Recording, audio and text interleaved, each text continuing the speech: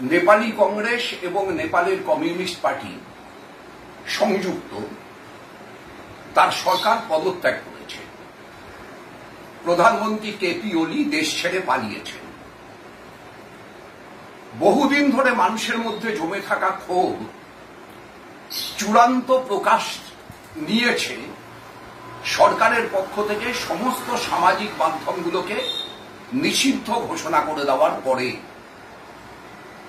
প্রমাণ হল গণতন্ত্রের অধিকার, কথা বলার অধিকার, মত প্রকাশের অধিকার, শান্তিপূর্ণ বিক্ষোভ আন্দোলন সংগঠিত করার অধিকার, তা যদি কেউ কেড়ে নিতে চায়, কথা বলতে যদি কেউ না দেয়, তাহলে তার বিরুদ্ধে মানুষ রুখে দাঁড়াবেই, সেটা নেপালে হোক কিংবা পৃথিবীর অন্য কোথাও।